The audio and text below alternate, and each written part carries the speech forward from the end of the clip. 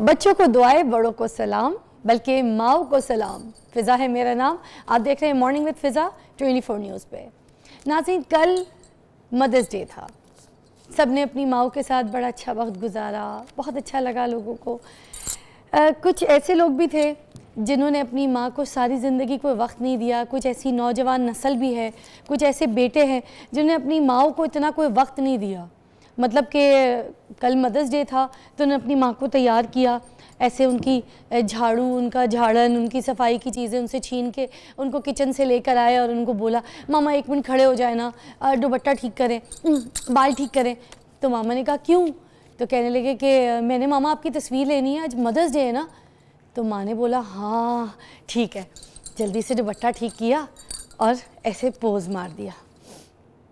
जैसे ही बेटे ने तस्वीर खींची तो उसके बाद ना 2 मिनट बाद माँ गई है, जाके ना फ़ोन लेकर आई है और फ़ोन ला के बेटे को दिया कि बेटा ये लो, मेरे मोबाइल पे भी ये फेसबुक, ये सारा टिकटॉक और ये इंस्टा, ये जितने भी है ना, ये सब ऐप्स डाउनलोड कर दो। तो उसने कहा आपको क्या ज़रूरत है, आपने तो कभी यूज़ भी नहीं की, आप क्या करेंगी ये सब डाउनलोड करके। तो माँ बोली बेटा तुम सारा दिन इन्हीं ऐप्स पे बैठे रहते हो ना, इन्हीं सोशल मीडिया के ऐप्स को यूज़ कर रहे होते हो, अपने दोस्तों से लगे रहते हो, तुम्हारे पास तो माँ के साथ बैठने के लिए, बात करने के लिए, ये तबीयत पूछने के लिए टाइम ही नहीं मिलता। तो मैं भी ये फेसबुक, इंस्टा, ये सब कुछ यूज़ करूँगी तो वहाँ पर मैं तुमसे ना तुम्हारी दोस्त बन के तुम्हारा हाल चाल सब कुछ पूछ लिया करूँगी, तुम भी मुझसे बात कर लिया करना, एटलीस्ट तुम मुझे मुँह तो लगाओगे, मुझसे बात तो करोगे। बेटे को इतना एहसास हुआ कि उसने माँ को गले लगाया, वो रोया, उसने माँ से माफ़ी मांगी और उसके बाद अब मुझे लगता है कि वो अपनी माँ को टाइम दिया करेगा, अपनी माँ के साथ बैठा करेगा। तो हमने ये एक दिन थोड़ी मनाना अपनी माँ के साथ, ये जो मदर्स डे हम मना रहे होते हैं ये कोई एक दिन होता है। माँ का दिन तो मुझे लगता है सारी ज़िंदगी ता क़यामत तक माँ का दिन मनाते जाएं और आपको थकना नहीं चाहिए। माँ के पैरों नीचे ये कदमों तले जन्नत दी है अल्लाह ताला ने, और इस जन्नत को सिर्फ माँ के पैरों के तलवे में नहीं देखनी है, ये हमने माँ की खिदमत करके ढूंढनी है। मेरी तो माँ मेरे सर पे नहीं है, मगर मुझे इस बात का इतना एहसास है कि जिन जिन लोगों के सरों पे उनकी माँ का सहारा है, साया है, अल्लाह ताला उनको बरकरार रखे, माँ को उनके साथ रखे। और मैं बताऊँ सबसे बड़ी पूंजी, सबसे बड़ी कीमती शय दुनिया की वो सिर्फ माँ है। तो अपनी माँ की कदर कीजिए, उनको टाइम दीजिए, उनके साथ प्यार खलूस से बैठिए, क्योंकि हर लम्हा, हर घंटा, हर दिन माँ का है, जो आपको इस दुनिया में लेकर आई, जिसने 9 महीने कोख में अपने रखा।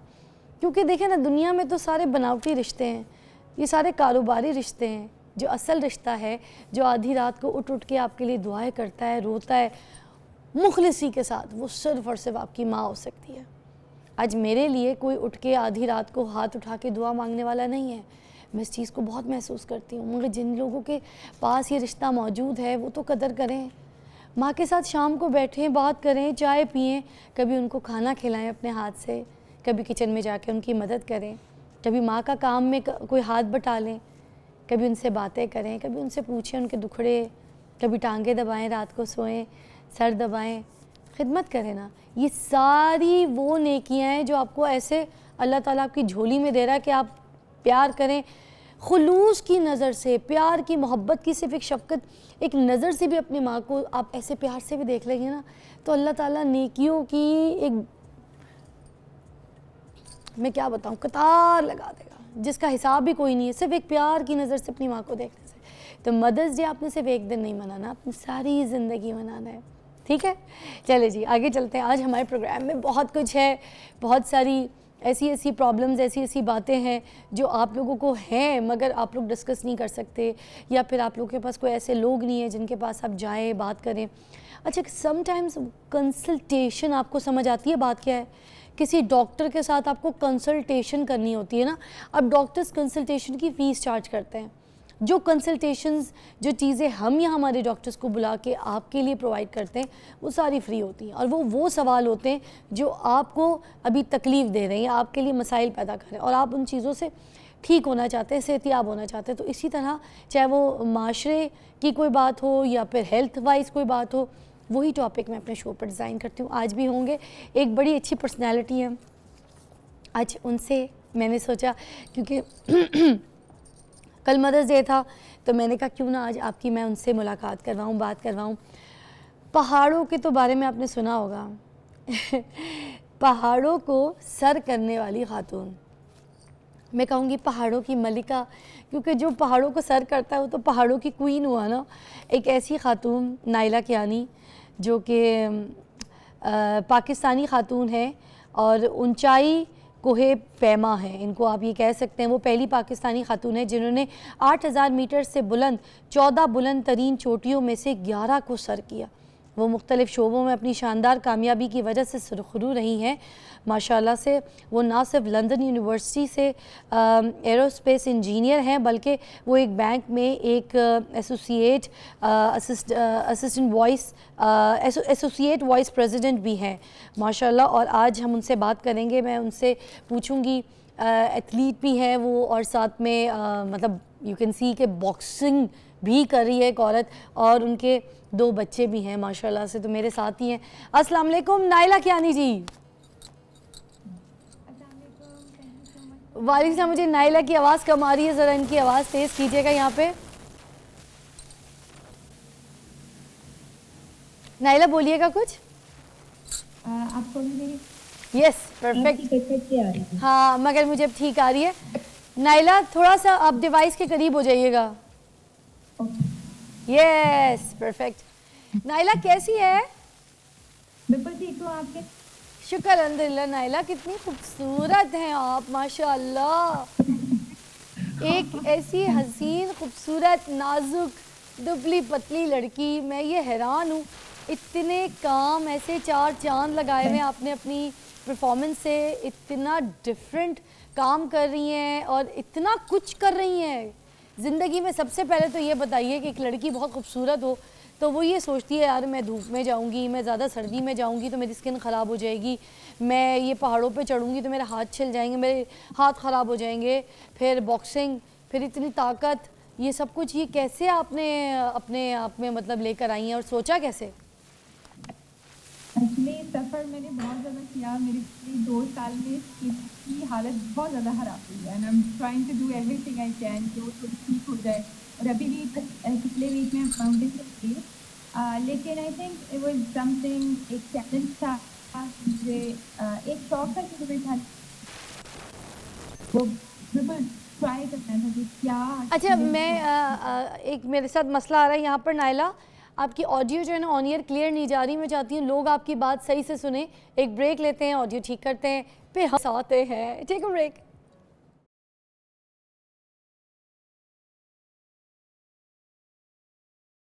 Welcome back. आप बात कर रहे थे नाइला कियानी से जिन्होंने 11 पहाड़ जो हैं को सर किया है।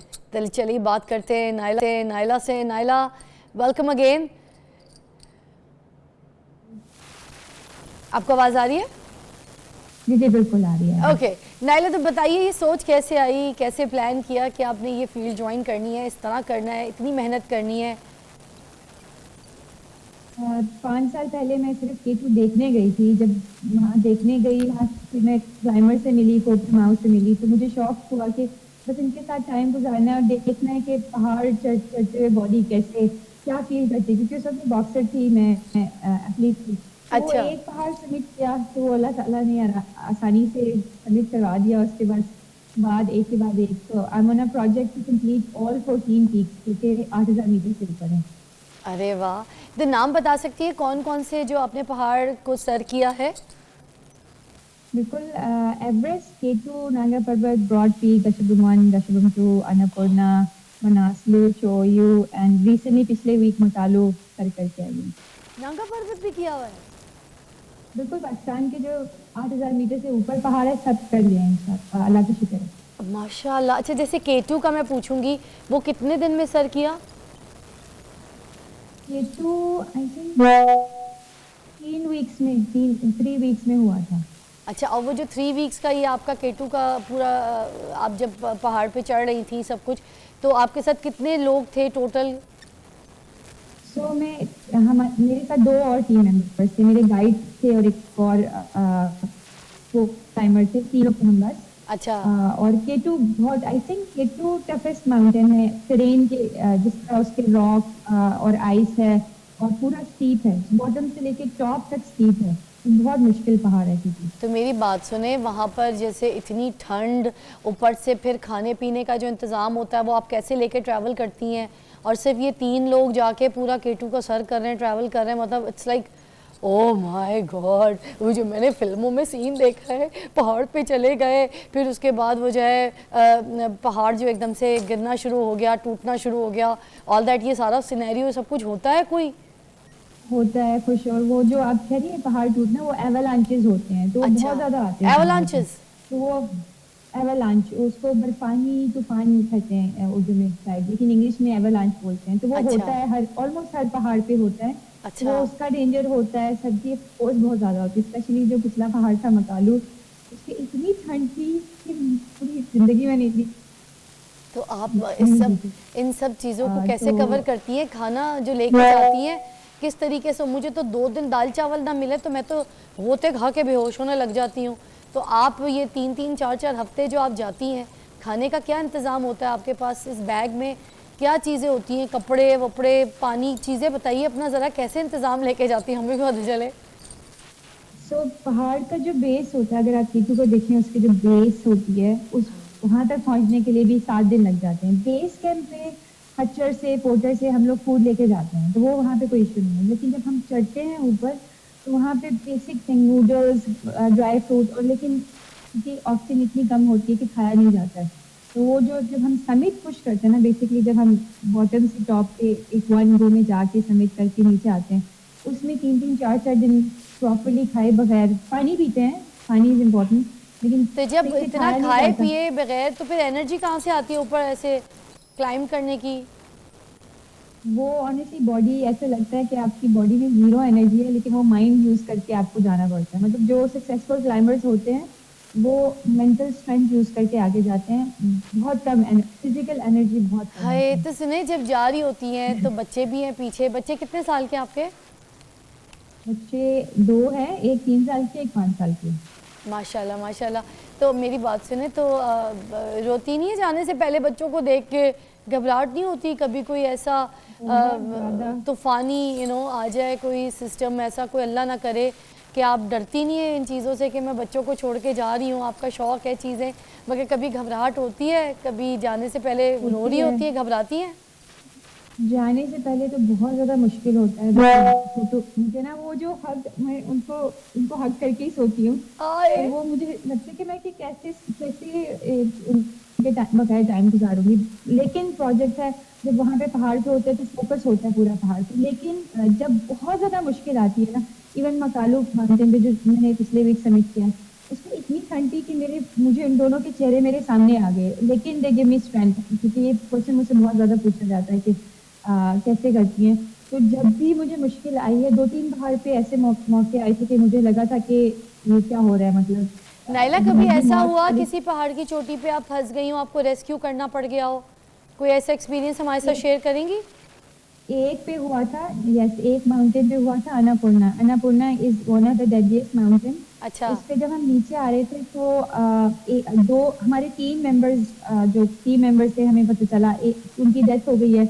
और पूरा रास्ता एवलांचेस की वजह से रस्सी कट गई है, and it's not safe. And हमने कोई बहुत ज्यादा 24 आवर्स से भी ज्यादा पानी नहीं पिया था, और साइड पे पानी बहुत ज्यादा इंपॉर्टेंट होता है। अच्छा। तो इवेंचुअली वो डिसाइडेड कि हमें वहाँ से इवैक्यूएट किया जाए, क्योंकि वो सेफेस्ट है। अगर इवैक्यूएट नहीं किया गया, मैं थी वहाँ पे, शरोज काशिफ भी थे पाकिस्तान के, और 4-5 और क्लाइंबर्स थे इंटरनेशनल। तो हमें वहाँ से एयरलिफ्ट किया गया था। हमें हेलीकॉप्टर पे वो रस्सी थी, उसको पकड़ के हमें नीचे उतारा गया था। ओह, अच्छा, आपको एथलेटिक्स में सितारा इम्तियाज़ भी मिला है, इस बारे में क्या कहेंगी? Sitara Imtiaz actually was, it's the biggest honour I can ever ask for, क्योंकि जितनी भी पाकिस्तान में फीमेल एथलीट्स हैं, उनमें सबसे बड़ा एजाज मुझे दिया गया था। आई डिडंट एक्सपेक्ट इट, मुझे तो सिग्निफिकेंस भी पता नहीं थी, लेकिन I am very very honoured के हुकूमत ने, मुझसे ये क्वेश्चन भी पूछा जाता है कि हुकूमत सपोर्ट करती है या नहीं करती। तो ये at least I think this is a start, this is a stepping stone के फीमेल एथलीट्स को इंकरेज किया जा रहा है और एक्नॉलेज किया जा रहा है। अरे वाह। अच्छा, अपने बच्चों को आप लेकर जाएंगी? अगर लेकर जाएंगी तो किस एज में लेकर जाएंगी अपने साथ, इस तरह पहाड़ों की चोटियों पे? बड़े पहाड़ों में तो मैं उनको नहीं लेके जाऊंगी for sure. If my mother hears it, she'll be very angry because my mother doesn't really support it anymore. अच्छा। वो जब मैं बोलती हूँ ना कि मैं अपनी बेटियों को नहीं लेके जाऊंगी, उन्हें बड़ा गुस्सा आता है कि तुम मेरी बेटी नहीं हो, मुझे डर लगता है जब तुम जाती हो। तो I'll take them on tracks and it's up to them कि फ्यूचर में वो क्या करना चाहती हैं। But I hope they don't choose mountaineering secretly. हमारी नौजवान नस्ल को कुछ कहना चाहेंगी, कोई मैसेज देना चाहेंगी? पहाड़ों की मलिका कह रही हूँ मैं तो आपको सिंपली, क्योंकि इतने Thank you so पहाड़ को much. सर किया आपने माशाल्लाह से। और आप अपनी एज भी बता सकती हैं ज़रा सबको, ताकि पता चले कि किस एज बिटवीन, बता दें, एग्जैक्ट ना बताएं भले। एग्जैक्ट बता देती हूँ, मैंने माउंटेनियरिंग 35 में स्टार्ट की थी, मतलब 3 साल पहले स्टार्ट की थी। अच्छा। 38 राइट नाउ। और ये ऐसी एज है जब लड़कियां स्पेशली खवातीन सोचती हैं कि हमारी तो एक्सपायर हो गए हैं, स्पोर्ट्स में क्या जिंदगी में भी एक्सपायर हो गए हैं, लेकिन वो कहते हैं ना कि बस एज इज अ नंबर। वो एग्जैक्टली मेरा वही है। I can act like a teenager, I can act like a little आप बेबी। लगती भी टीनेजर हैं, टीनेजर ही लगती। कभी आपके हस्बैंड आपके साथ गए पहाड़ों पे? हस्बैंड ट्रैक्स पे गए हैं, पहाड़ों पे नहीं। उनका पॉइंट ऑफ व्यू है कि अगर बच्चे हैं तो एक ही को एडवेंचर रिस्क वाला करना चाहिए, दोनों को नहीं। लेकिन अल्लाह ताला, I have some sort of confidence कि अल्लाह ताला मुझे मेरी बच्चियों के पास ज़रूर लेके आएगा वापस। माशाल्लाह, वाकई आपके देखे ना, इतनी प्यारी प्यारी बच्चियाँ, अल्लाह ताला आपका साया सलामत रखे उनके ऊपर, और आपको हमेशा ऐसी चोटियों पे जब आप जाए तो आपको कामयाब करे, और इसी तरह आप पाकिस्तान का नाम रोशन करें। इतना कुछ कर रही हैं आप। कोई यूथ को मैसेज देना चाहे एंड में तो प्लीज़ अपना वर्डिक्ट प्लीज़ दीजिए ज़रूर। बिल्कुल, यूथ को एंड ख़वातीन एंड यूथ को मैं ये मैसेज देना चाहूँगी कि मायूस नहीं, कभी भी नहीं हो। I had a very tough life and कुछ 3-4 साल पहले मेरे आसपास के लोग सोच भी नहीं सकते थे कि मैं ये सब अचीव कर सकती हूँ, लेकिन खुद समाज था, बिलीफ था कि मैं कर सकती हूँ। क्योंकि पहले शुरू में मैंने माउंटेनियरिंग अपने शौक के लिए स्टार्ट की थी। अभी it's a mission that I want to inspire others कि आप जो भी करना चाहें ज़िंदगी में आप कर सकते हैं। आपको बस दुनिया की बातें, मतलब समाज की बातें कि समाज जालिम है, वो सब छोड़ दें, उस पर ध्यान नहीं दें, अपने आप को स्ट्रॉन्ग करें। तो कोई जालिम समाज आपको किसी काम से नहीं रोक सकता है। तो go after your dreams and dream big. माशाल्लाह, thank you so much Naila, बहुत अच्छा लगा आपसे बात करके, और बहुत सारी बेस्ट विशेस आपके लिए। लव यू, टेक केयर, अल्लाह हाफिज़। आपसे एक ब्रेक के बाद मिलते हैं। जैसे कि हमने आपकी मुलाकात करवाई नाइला से, इसी तरह आपको ये समझाने के लिए, बताने के लिए कि ज़िंदगी आपकी ख़त्म नहीं होती है, चाहे आपने जब भी स्टार्ट लिया हो। आप ये देखें, 3 साल पहले उन्होंने इस तरह से क्लाइंबिंग स्टार्ट की थी पहाड़ों की चोटियों पे, और आज वो देखें कितनी सारी पहाड़ियाँ, 11 पहाड़ियाँ वो जो है वो को सर कर चुकी हैं माशाल्लाह से। एथलीट हैं और बैंकर भी हैं, और हम तो यहाँ पर सिर्फ ईगो के पहाड़ पर चढ़ते हैं। एक ब्रेक के बाद मिलते हैं।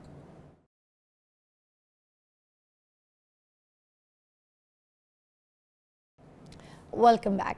नाज़रीन, पाकिस्तान में लोगों के पास तो बिल्कुल भी वक्त नहीं है। वक्त का ज़ाया इतना ज़्यादा हो रहा है, जिससे भी पूछो वो कहता है यार अभी टाइम नहीं है, बाद में बात करेंगे, अभी टाइम नहीं है, कल कर दूंगा, कल कल कल पे लटका के रखा हुआ है। मगर आज जो है किसी के पास, जो वो आज अपना पूरा दिन स्पेंड करेंगे, उसमें उनके पास करने को कुछ नहीं थे। Very busy everyone. Why everyone is so busy, और स्पेशली हमारी यूथ वो वक्त का ज़ाया करी। अच्छा, मैं एक ये बात तो मैं आपसे इस तरह से कर रही हूँ, मगर मैं आपसे एक इस्लाम के पॉइंट ऑफ व्यू से भी एक वक्त के बारे में ज़रूर बात कोट करना चाहूँगी। आपको पता है, हमसे बहुत ज़्यादा सख्ती से एक सवाल पूछा जाएगा। बहुत से सवालों से जो है वो हमसे हमारे सामने रखे जाएंगे, हमसे पूछा जाएगा, मगर एक सवाल जो हमसे किया जाएगा वो बड़ी सख्ती से किया जाएगा, वक्त का। हमसे अल्लाह हमारा पूछेगा कि जो वक्त मैंने तुमको दिया था उसको तुमने कहाँ किधर स्पेंड किया है। मतलब अगर वक्त का ज़ाया किया है तो उस पर सख्ती से पूछा जाएगा। तो अभी नौजवान नस्ल जो है हमारी ख़ास तौर पे जो ये वक्त का ज़ाया कर रही है, इसके लिए हमने ख़ास आज का सेगमेंट डिज़ाइन किया और हमने बड़े हमारे मौजूद मेहमान और बड़े एक्सपीरियंस पर्सन को बुलाया है, जो कि फराज असलम साहब हैं, काफ ह्यूमन एक्सीलेंस से founder and CEO, Kaf human excellence and co executive search leadership coach, OD and HR management consultancy, learning and development facilitation, और साथ साथ साइकोलॉजिस्ट भी हैं, तो हमारे साथ मौजूद हैं। Welcome. Thank you very much Fiza, thank you very much. भाई आपका टाइम आई नो बहुत कीमती है, जिस तरह से हम टाइम की बात कर रहे हैं तो हमने आपका कीमती टाइम में से वक्त लिया, आपका बहुत बहुत शुक्रिया। My pleasure. तो सबसे पहला सवाल आपके सामने यही रखना चाहूँगी कि मुझे बताइए कि आजकल किसी के पास टाइम नहीं है, किसी से भी बात करो तो कहते हैं कि यार वक्त नहीं है, तो वक्त क्यों नहीं है? I think it's a very pertinent question. देखिए, वक्त वाकई नहीं है, बिकॉज जो ज़माना है उसमें 2-3 चीज़ें डिफरेंट हुई हैं। मिसाल के तौर पे आज से 50 साल पहले इस तरह की टेक्नोलॉजिकल एडवांसमेंट नहीं थी, और सो लोग ठीक कहते हैं कि वक्त नहीं है। उसकी 2 मेन वजूहात हैं। एक तो ये कि ज़िंदगी का जो पेस है बड़ा फास्ट हो गया है, इंडस्ट्रियलाइजेशन आ गई है, और अब तो आपको पता है इंडस्ट्री 4.0 जिसे हम कहते हैं, which is actually the artificial intelligence and digitalisation. तो डिजिटलाइजेशन ने जो है वो चीज़ों की पेस को फास्ट कर दिया नेचुरली। तो पहला तो इसका पार्ट ये है। दूसरा पार्ट ये है कि जो स्मार्टफोन्स हैं, जो इलेक्ट्रॉनिक मीडिया है, स्क्रीन्स हैं, और ओवरऑल लाइफ की जो इंगेजमेंट है वो इसी हवाले से फिर बहुत ज़्यादा तेज़ रफ्तार हो चुकी हुई है।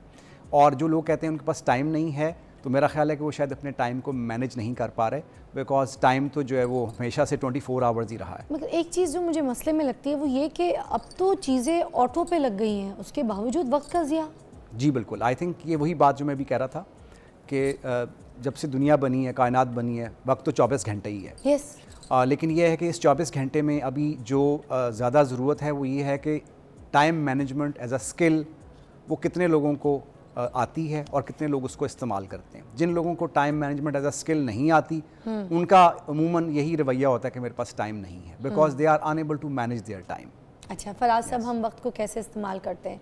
वक्त का ज़ाया करते हैं, वक्त को बर्बाद करते हैं, या फिर वक्त से फ़ायदा उठा रहे हैं?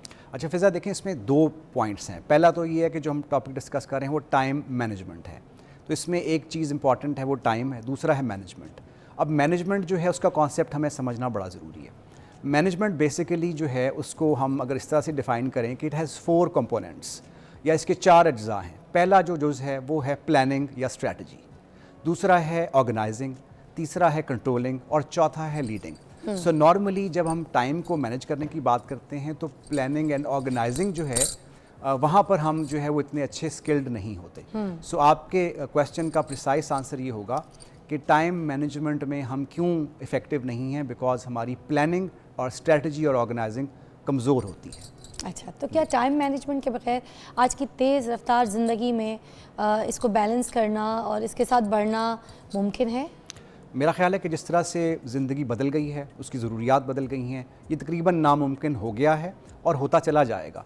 आप देखिए कि आज अगर आपने लाहौर में ही किसी एक मुकाम से दूसरी जगह पर जाना हो जहाँ पे आधे पौने घंटे की ड्राइव है, तो आप GPS के बगैर नहीं जा सकते।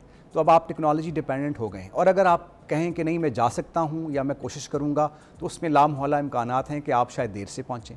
तो लिहाजा टेक्नोलॉजी के दौर में ये आपकी आसानी के लिए ये सिस्टम्स बनाए गए हैं। हाँ, आप उसको किस तरह स्किल्ड तरीके से यूज़ करते हैं उसके लिए ज़ाहिर है आपको लर्निंग और ट्रेनिंग की ज़रूरत होगी। तो कहीं हमारे कल्चर का हिस्सा तो नहीं बन गया कि टाइम को वेस्ट करना ही करना है, टाइम पे पहुंचना नहीं है, टाइम पे काम नहीं करना, जितने बजे पहुंचना होता है उतने बजे घर से हम निकल रहे होते हैं आफ्टर दैट।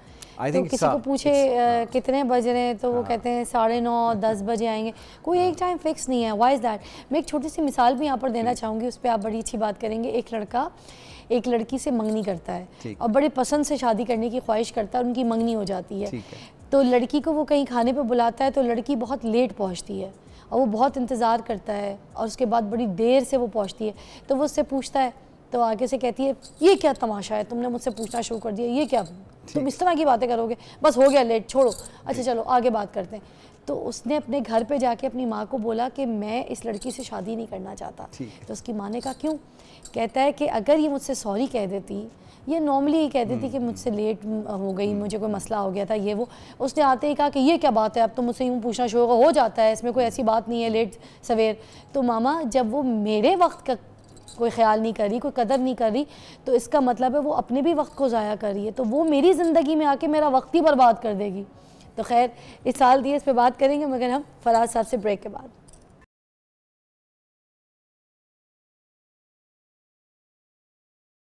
Welcome back. हमारे साथ मौजूद हैं फराज साहब और हम बात कर रहे हैं टाइम मैनेजमेंट के ऊपर।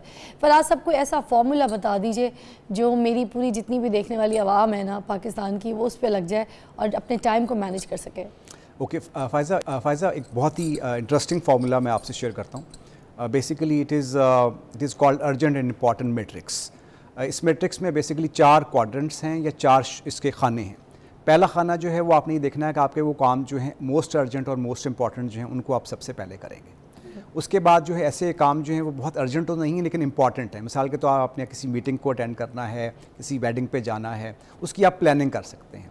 और तीसरा जो है वो इतने ज़्यादा इंपॉर्टेंट तो नहीं है बल्कि लेकिन अर्जेंट है। मिसाल के तौर पे बच्चों ने आपसे कोई चीज़ मांग ली या आपने जो है घर में कोई ग्रॉसरी का इंतज़ाम करना है। सो ये जो है वो तीसरा खाना है। जो चौथा खाना है वो ये कि वो ना तो इम्पॉर्टेंट है ना अर्जेंट है। मिसाल के तौर पे स्क्रीन के ऊपर स्क्रॉल करना, ठीक है, पबजी खेलना। सो उसको जो है वो हमारे मुआशरे में क्या हो गया कि वो जो अनइम्पॉर्टेंट और अनअर्जेंट जो काम है उनको हम प्रायोरिटी पे रख लेते हैं और जो अर्जेंट और इम्पॉर्टेंट है उनको हम नीचे ले जाते हैं, क्योंकि ज़ाहिर है वो सारा वक्त वहाँ इस्तेमाल हो जाता है। तो फार्मूला ये है कि जो आपने दिन को मैनेज करना है आपने उसका प्लान करें और जो अर्जेंट इंपॉर्टेंट टास्क हैं उनको आप प्रायोरिटी पे रखें। उसके बाद ऐसे जो टास्क हैं जो कि अर्जेंट तो नहीं है लेकिन इंपॉर्टेंट है वो सेकंड प्रायोरिटी पे होने चाहिए। मगर आपका कहने का मतलब है कि चीज़ों को हम चार्ट बना लें और उसके ऊपर हम पूरा चीज़ें लिख लें अपनी मैनेजमेंट का, कि आज सारा दिन में चाहे भले हमें कोई दही क्यों नहीं लेकर आना अम्मी की हांडी के लिए, मगर हम एक टाइम बना लें कि अम्मी ने अगर दिन की हांडी बनानी है तो हम सुबह 12 बजे ये चीज़ें ला के फ्री हो जाए। Absolutely alright. अच्छा देखें फ़ायज़ा, इसमें एक और भी कॉन्सेप्ट है, वो ये है कि देखें एक चीज़ होती है इफेक्टिवनेस और एक होती है जिसे कहते हैं आप ओवरऑल उसकी एफिशिएंसी। यूँ कह लें कि मतलब जब हम अपने माशरे में किसी को कोई काम करने के लिए कहते हैं, उसे कहते हैं यार जल्दी से करके ले आओ। तो एक लतीफ़ा आपको इस पर सुनाऊँ कि किसी ने अपने मुलाजिम को कहा यार ये काम ज़रा जल्दी से करके ले आओ। वो मुलाजिम जो जल्दी से करने चला गया तो उसने उसको बुला के पूछा कि यार कहाँ जा रहे हो? उसने कहा आपने कहा था जल्दी से कर लो। उसने कहा लेकिन क्या? उसने कहा वो तो आपने बताया ही नहीं। तो हमारे माशरे में जो है हम बहुत जल्दी से ये काम करना चाहते हैं। अच्छा, हम कहीं पे भी ना जल्दी के चक्कर में जो है ना पहुँच नहीं पाते, ट्रैफिक की वजह से ये क्या है? आई थिंक ये हमारा माइंड सेट है और जो डेवलप्ड माशरे हैं, तरक्की याफ्ता माशरे हैं, उनमें ये माइंडसेट जो है वो शायद इतना ज़्यादा रेलेवेंट नहीं होता। हमारे माशरे में चूँकि तरक्की जो है वो अब हो रही है और हम देखते हैं कि बहुत सारे इदारे हमारे जो हैं ट्रांसफॉर्म हुए हैं। फ़ायज़ा मिसाल के तौर पे हमारी बसेस जो हैं उसको एक बड़ा अच्छा, जो कुछ कंपनियाँ हैं जो अपनी बसेस को टाइम पे चलाती हैं और टाइम पे पहुँचती हैं। मिसाल के तौर पे अगर 8:30 बजे बस चलनी है तो 8:30 बजे बस चल पड़ेगी, टाइम पे चलिए। तो अब आप देखें कि बस जो है हालांकि वो कोई एयरप्लेन नहीं है लेकिन इसके बावजूद हमने भी बहुत तरक्की की है टाइम मैनेजमेंट के हवाले से। एक्यूरेट टाइम पे जाना। प्लीज़। अच्छा, थैंक यू सो मच। मगर लास्ट में जल्दी से मुझे ये बता दीजिएगा कि क्या हम अपने आप को वक्त कैसे दें, अपने लिए टाइम कैसे निकालें? सब कुछ करें, दोस्तों से मिलें, बाहर खाने खाएं, काम करें, पैसा कमाएं, सब कुछ, मगर अपने लिए टाइम कैसे निकालें? मेरा ख्याल है कि इस पर ना एक छोटा सा मैं आपको शेर सुनाता हूँ। वो है कि अमजद इस्लाम अमजद मरहूम वो कहते हैं कि समय के समंदर कहा तूने जो भी सुना पर ना समझे, समय के समंदर कहा तूने जो भी सुना पर ना समझे। क्या बात है। जवानी की नदी में था तेज़ पानी, ज़रा फिर से कहना। अरे वाह, वेरी नाइस। तो जो बेसिकली जो इम्पॉर्टेंस है ना अपनी ज़िंदगी की, अगर आप उसको प्रायोरिटाइज़ करते हैं, आप अपने आप को पहले नंबर पे रखते हैं, तो ज़ाहिर है कि उसके लिए आपको अपनी हेल्थ, अपनी फ़िटनेस, अपनी डाइट, अपनी स्लीप बहुत इंपॉर्टेंट है। देखिए अगर आपने कल सुबह कोई दिन स्टार्ट करना है तो उसको आपको कम से कम एक दिन पहले प्लान करना पड़ेगा। ऐसे ही है। और एक शाम पहले जो है आपको वक्त पे सोना पड़ेगा, वक्त पे उठना पड़ेगा, तभी जाकर के आप उसको करेंगे। और ये सारी चीज़ें भी आपकी अपनी वक्त के साथ मैनेज होंगी तो फिर आपके लिए टाइम निकले। Absolutely. Thank you so much Faraz, बहुत बहुत शुक्रिया आपका। और आई होप आपको उनके कुछ रूल्स, कुछ रास्ते समझ आ गए होंगे। अगर आप भी उसको फॉलो करें, हमें एक फ़ॉलो करनी है ब्रेक छोटी सी, विल बी राइट बैक।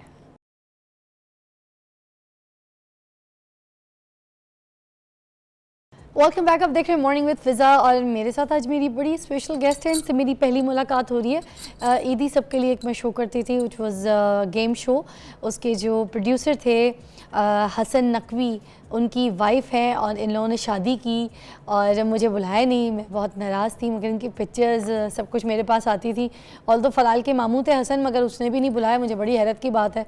और आज देखो छोटी सी दुनिया है, कैसे सामने लोग आ जाते हैं। तो आज हसन भी आ गए, मिल लिया, और उनकी बेगम को भी देख लिया मैंने। और बेगम बड़ी प्यारी, बड़ी खूबसूरत, माशाल्लाह, अल्लाह इनको खुश रखे हमेशा। डॉक्टर कनीज़ ज़ैनब हैं, फॉर्मर शोबिस पर्सन है, एस्थेटिक फिजिशियन है, member of association of aesthetic physicians of Pakistan.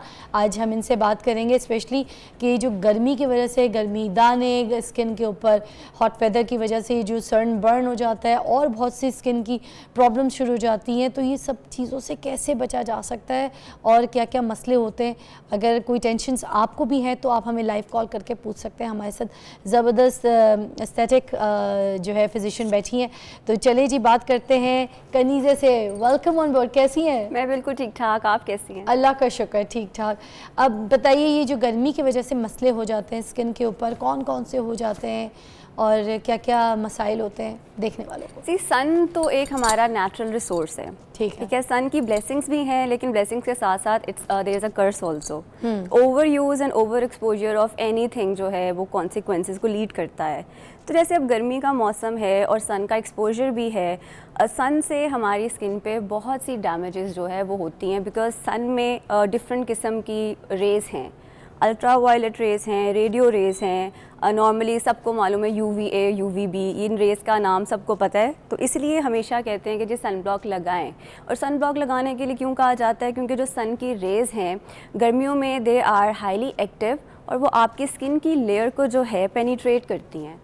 तो गर्मियों में सन की वजह से सन बर्न हो सकता है, सन रैश हो सकती है, आपकी स्किन पे केराटोसिस हो सकता है। नॉट ओनली इन गर्मियाँ, ओवरऑल भी सन से आपका प्री मैच्योर एजिंग हो सकती है, क्योंकि स्किन के अंदर जो आपका कोलेजन और इलास्टिन होता है वो सन एक्सपोजर की वजह से रिड्यूस होना शुरू हो जाता है। तो अच्छा। वक्त से पहले जो है आपके फीचर्स पे, आपके फेस पे फाइन लाइंस, रिंकल्स जो हैं वो नुमाया हो जाते हैं।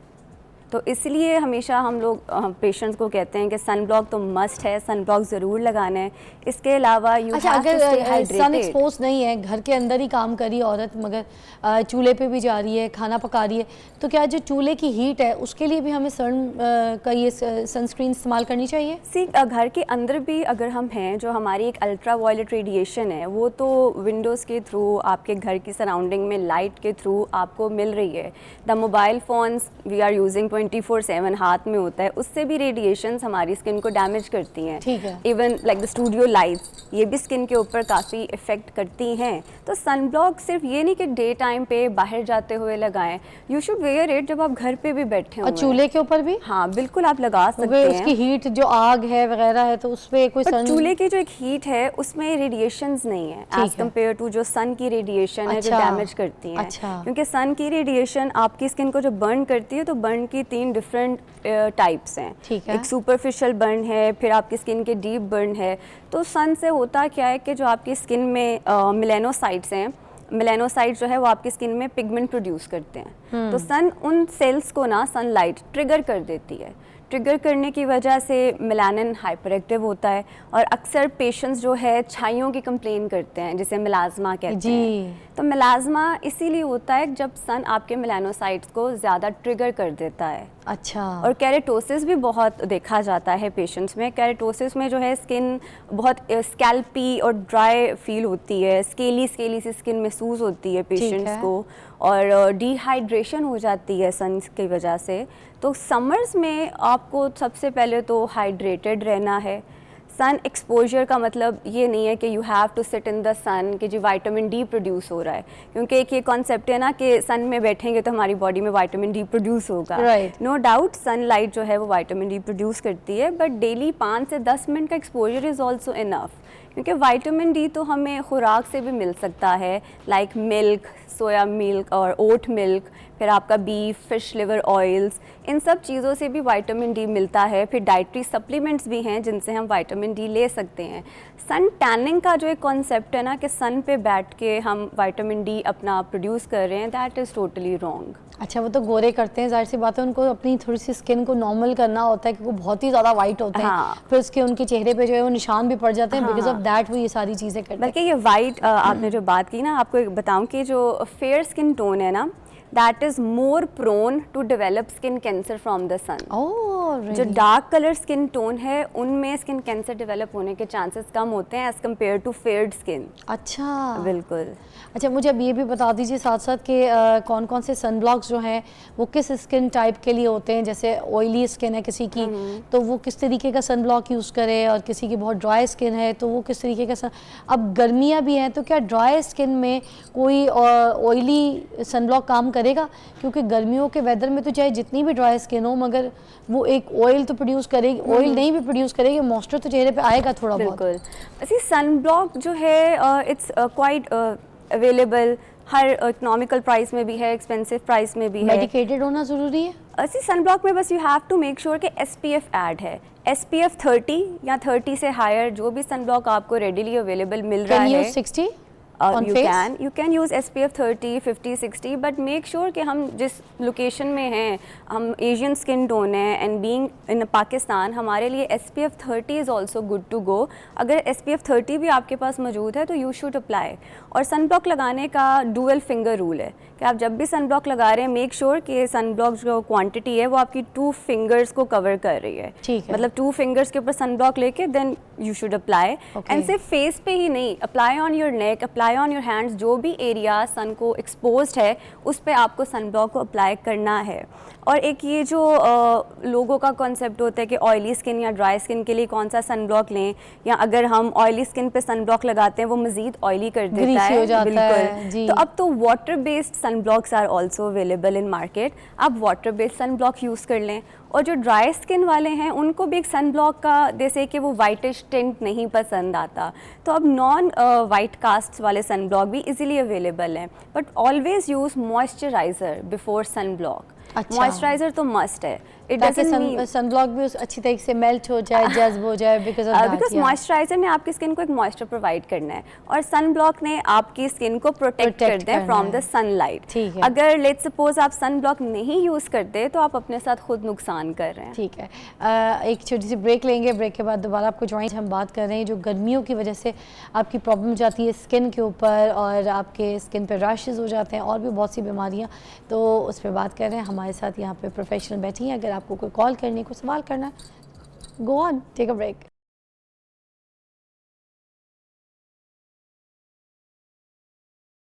Welcome back. आप देख रहे हैं मॉर्निंग विद फिज़ा। हमारे साथ कनीज़े हैं और ख़ास तौर पे आज आपको समझा रही हैं, बता रही हैं कि किस तरीके से हमने गर्मी का बचाव करना है, कौन कौन सी चीज़ें खानी हैं और कौन कौन सी चीज़ों से हमें गर्मी की शिद्दत जो हमारी स्किन के ऊपर जो है वो रिएक्ट ना करे, उन सब की एहतियात हम आपके साथ शेयर करें। तो कनीज़े आप ये बताइएगा जो गर्मी की वजह से पीठ पे दाने हो जाते हैं, बॉडी एलर्जी हो जाती है, आपको इचिंग होती है कभी कोई कपड़ों से, इस तरह की आपको इरिटेशन हो रही होती है, वो किस वजूहात की वजह से होती है? स्वेटिंग बॉडी में आती है इस वजह से? एक स्वेटिंग भी आपकी जो है प्रॉब्लम कॉज कर सकती है। सेकेंडली आपने जो मटेरियल पहना हुआ है, is it body compatible with you summers में या नहीं? क्योंकि अक्सर ऐसा होता है कि लोग जो कपड़े पहनते हैं वो उनकी बॉडी को समर्स में स्वेटिंग की वजह से सूट नहीं करते। अगर आपको सूट करती है silk, for example in my case मुझे सिल्क सूट करती है, मुझे शिफॉन सूट करती है, मुझे कभी भी जो है उससे इचिंग या दाने नहीं हुए। बट कुछ पेशेंट्स ऐसे आते हैं जिनको सिल्क की वजह से बॉडी पे एक रेडनेस डेवलप हो जाती है गर्मियों में खास तौर पे। सर्दियों में they are all fine wearing the silk, but गर्मियों में उनको सिल्क से जो है वो एलर्जी रिएक्शंस हो जाता है। तो अगर आपको एलर्जी हो गई है तो ऑब्वियसली उसके लिए एंटी एलर्जी मेडिकेशंस हैं। देन मेक श्योर कि आप फुली हाइड्रेटेड रह रहे हैं, आप अपनी बॉडी पे जो है वो कोल्ड कंप्रेसेस कर रहे हैं। कोल्ड कंप्रेस कोई भी क्लॉथ ले अपना कपड़ा लेके उसको जो है ठंडे पानी से या आइस के साथ आइसिंग करें, कोल्ड कंप्रेसेस करें। अगर कोल्ड कंप्रेस भी नहीं कर सकते तो एक बहुत अच्छी हमारी रेमेडी है एलोवेरा जेल, सदियों से इस्तेमाल होती आ रही है। आप एलोवेरा जेल को अपने फेस पे, अपनी बॉडी पे लगा सकते हैं क्योंकि एलोवेरा जेल में हीलिंग प्रॉपर्टीज़ हैं। अच्छा। एंटी इन्फ्लेमेटरी है, vitamin A, vitamin C, vitamin E होता है एलोवेरा में। लेकिन एक जो कॉन्सेप्ट लोगों में है कि जी घर पे एलोवेरा का प्लांट उगा लिया और उस प्लांट से डायरेक्ट एलोवेरा को लगाना शुरू कर दिया। दिस इज़ रॉन्ग, क्योंकि एलोवेरा की 500+ स्पीशीज़ हैं। अब हर स्पीशीज़ जो है वो आपकी स्किन के लिए सूटेबल नहीं है, क्योंकि अगर आप एलोवेरा को कभी पील ऑफ करेंगे तो यू वुड सी कि there is a yellowish liquid on it. वो जो येलोइश लिक्विड है ना वो आपकी स्किन के ऊपर रिएक्ट कर सकता है, आपकी सेंसिटिव स्किन को मज़ीद सेंसिटाइज कर सकता है। अच्छा। तो एलोवेरा को प्लांट से निकालने का भी एक तरीका है कि आप उसको पानी में भिगो के रखें, उसके ऊपर से येलो लेयर जो है उसको पील ऑफ करें and you have to wash and rewash then apply. और हर एलोवेरा का पौधा जो है वो मेडिसिनल यूज़ के लिए नहीं है, there is specific type of aloe vera जो आप यूज़ कर सकते हैं। तो बेहतर है कि जो मार्केट्स में रेडिली अवेलेबल एलोवेरा जेल्स हैं they are quite pocket friendly, आप उन एलोवेरा जार्स को यूज़ कर सकते हैं टू अच्छा, सूदन योर आखिरी स्किन। सवाल ये भी मुझे बता दें, कौन सी ऐसी ग़िज़ाएँ जो हैं वो गर्मियों के लिए बहुत अच्छी हैं, जैसे दही। दही तो मैं खा भी रही थी यहाँ पे, आपको पता है छुप के ये रहा मेरा दही। बिल्कुल। I don't want to show the name, but कोई सा भी आप दही जो है वो यूज़ कर सकते हैं। तो दही अच्छा है, उसके अलावा क्या अच्छा है? चाटी की लस्सी बना लेते हैं हम लोग, ये भी अच्छी ठंडी होती है। दही सरदाई अच्छा है, फिर आपकी लस्सी बहुत अच्छी है। सरदाई भी लाहौर में बनती है कहीं मैंने अच्छी, कभी घरों में खाई भी लोग नहीं। बना लेते हैं हाँ, सरदाई। मैंने कभी खाई नहीं, बट आई नहीं, एम मोर पीते इनटू सरदाई को पीते हैं। अगर इन सब चीज़ों से आप नहीं भी लाइक मेरे जैसे लोग जो नहीं लस्सी या इन सब में शौक रखते, फल खाएं। अब तो वाटरमेलन्स आर अवेलेबल, देन आपके मैंगो सीजन है, बट मैंगोज़ को भी एक लिमिटेड तादाद में खाएं क्योंकि मैंगो उससे से भी भी दाने आपकी निकल आते एलर्जीज हैं। हो जी, जाती जी, हैं। जी। और पानी का इस्तेमाल तो बहुत ज़्यादा रखें, ठीक है। क्योंकि आपकी जो स्किन है इट्स 70% ऑफ द वाटर। जब आप पानी का इस्तेमाल ज़्यादा रखेंगे तो एक स्किन की जो अब्जॉर्प्शन है वो बेहतर होगी। Thank you so much Kaneez, time क्योंकि हो गया, वरना मुझे जाते पता है जाते एक मिसकंसेप्शन जो है वो मैं बताना चाहूँगी कि नेवर यूज़ वेज़लीन अगर आपकी स्किन जो है वो हीट से बर्न हो रही है। वेज़लीन या कोकोनट ऑयल का बिल्कुल इस्तेमाल ना करें क्योंकि वो मॉइस्चर को और हीट को अब्जॉर्ब करता है और आपकी स्किन को मज़ीद ख़राब कर सकता है। Thank you so much Kaneez. एक कभी मैं गई थी, बिल्कुल रेगिस्तानी इलाके में निकल गई थी, जंगली जंगल था, मेरी स्किन बर्न हो गई थी। एक देसी नुस्खा मैं डॉक्टर साहब की मर्ज़ी से अगर कहे तो मैं शेयर कर लूँ। मैंने बेसन, दूध, उसके अंदर गुलाब का अर्क और थोड़ी सी जो आंबा हल्दी होती है ना जो सही कच्ची वाली, वो हल्दी का थोड़ा सा लेके इस्तेमाल अपनी बेटी और अपने ऊपर किया। तो मैंने 2 बार लगाया तो मेरा सन टैन ठीक हो गया, और वो भी एक ही दिन में, मतलब सुबह और शाम में। तो अगर किसी को सन टैन है तो प्लीज़ ट्राई करके देखिएगा। ये भी रिसेंटली मैंने 2 दिन पहले किया था और मैजिकल रिजल्ट आए। तो फिर आपसे मुलाकात करते हैं कल। अल्लाह हाफ़िज़।